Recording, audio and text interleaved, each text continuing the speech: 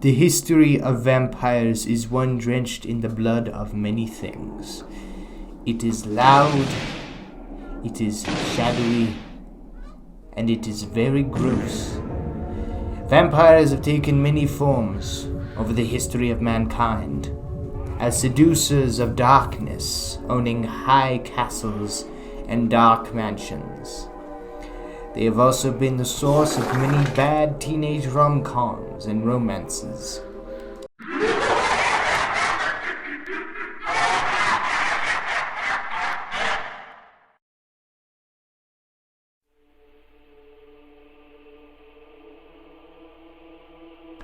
But there is one form of vampire that has not been talked about that often, and that is the creature known as Nosferatu.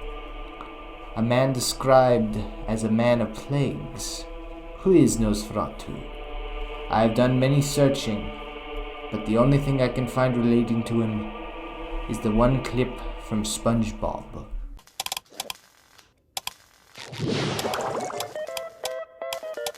Nosferatu! As you can see, it does not give that much information. I am Werner Herzog, the famous film director and acclaimer of many Academy Awards. As you can see, I have regained my youth after selling my soul to Disney. Unfortunately, as part of the contract, I am forced to wear these clothes in order to be more on the times, as the mouse said. Whatever keeps the strange dog from appearing at my house, I suppose I have to. Right now, I am here to talk about the film Nosferatu, directed by myself.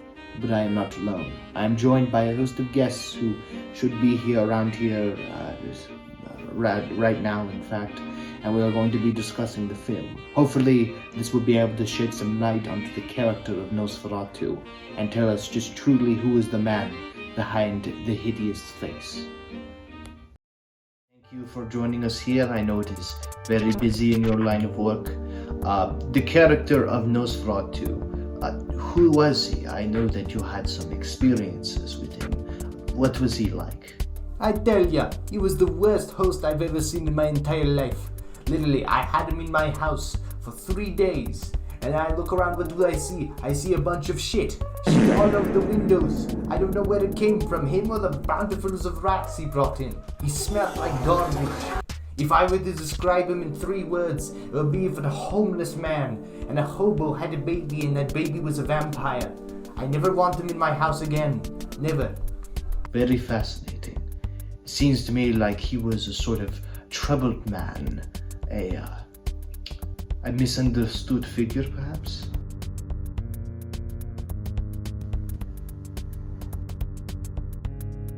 No! Sounds absolutely beautiful.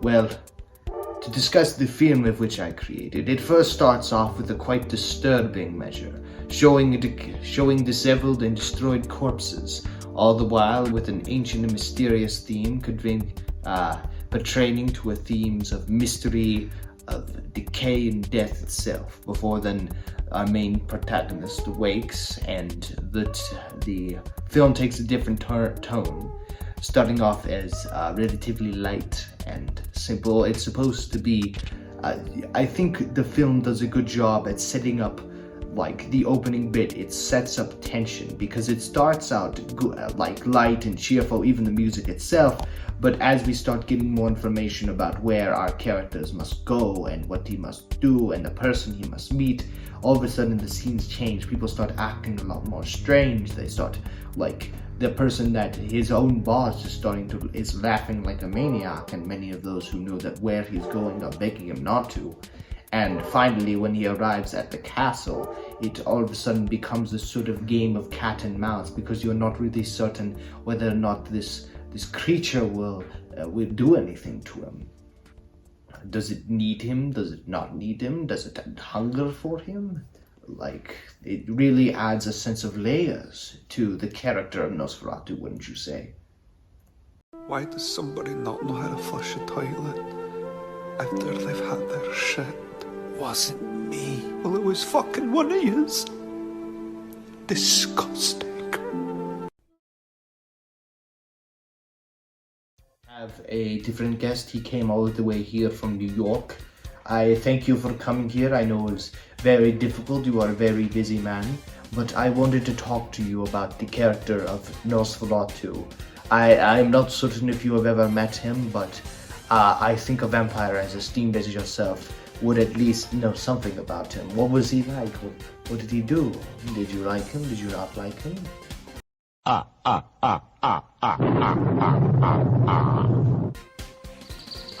That's one. One bat. Two bats. Three fabulous flyers. Fascinating. Absolutely fascinating. I did not know that. Looking back at the film itself, the middle portion seems to be some of the slowest, but in a way it almost feels intentional. It's intentionally slow to sort of underline the themes of decay and stagnation that is represented in Nosferatu himself. We slowly start to see as people are being picked off, and it keeps it ambiguous as to whether or not this is Nosferatu himself simply going and killing people, or is it that he is himself followed by plague, whether or not it's because he has the plague, or it's because he kills people and is perceived as the plague. It keeps that very much so ambiguous, and thus that adds to the overall mystery and danger of Nosferatu. And all the while we see one of our characters trying to make his way desperately back to his wife, but is overcome by an illness so severe that it causes him to lose all memories, and it serves to build up the final twist at the end. And it's at that moment where we start to meet our major players such as Van Helsing, and we see the torment and torture that goes through everyone. There's so many people dead, there's barely anyone alive, and it's dragged out so you can witness every single detail. You're meant to feel uncomfortable, you're meant to feel like tired, because realistically anyone like this would be tired of the constant bodies and death. Do you have any expertise on this? I know that you are someone who likes to do things very fast. You are very effective. But what is your opinion on this this slow storytelling? One more, Sasha, makes 1, 2, 3, 4 all together. That had literally nothing to do with what I just asked you. When I ask you a question, I suggest you answer it. I have a gun in my back pocket, and I will shoot you with it. I know you are undead, but I also know that doesn't stop a bullet from your brain. You will answer my questions when I ask them. I'm here to annoy you!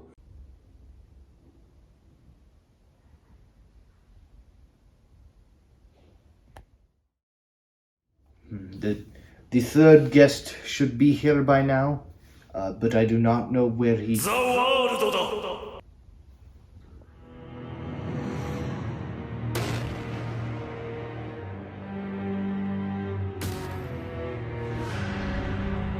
There you are. It took you long enough.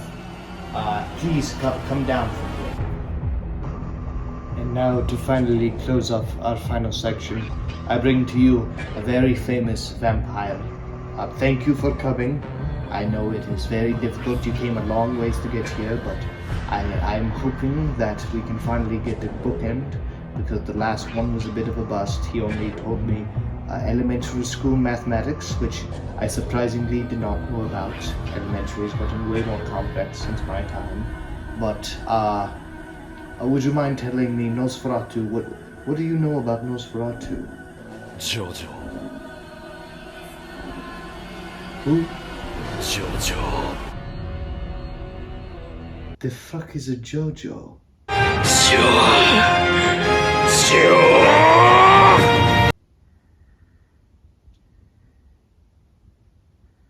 Ladies and gentlemen, I think we have hit another dead end. I am just going to leave this man be, and I will move on with the third section. Well, everyone, I am glad to tell you that I am okay.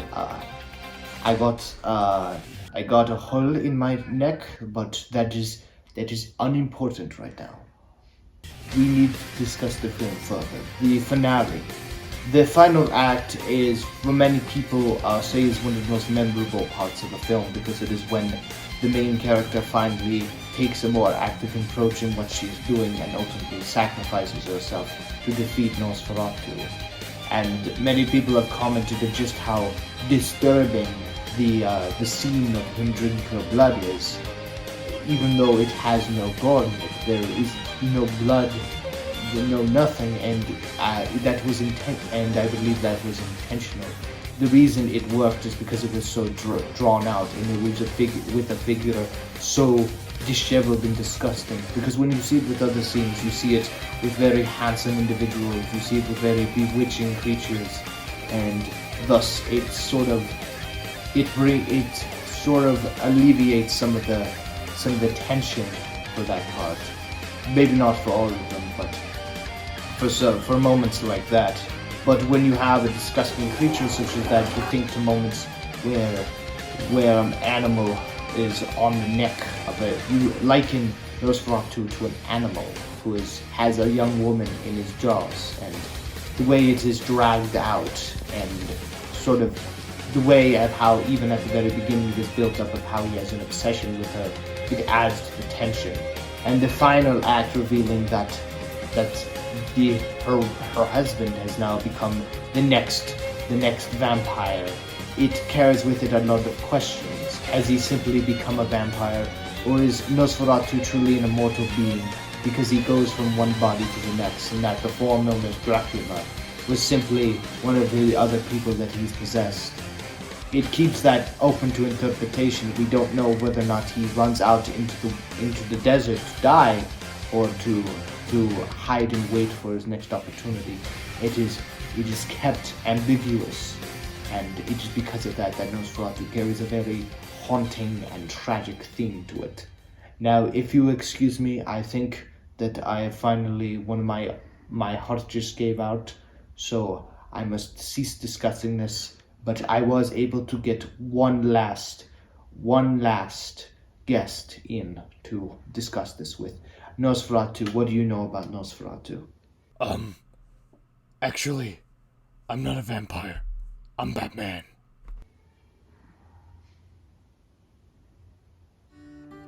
Are you fucking kidding me?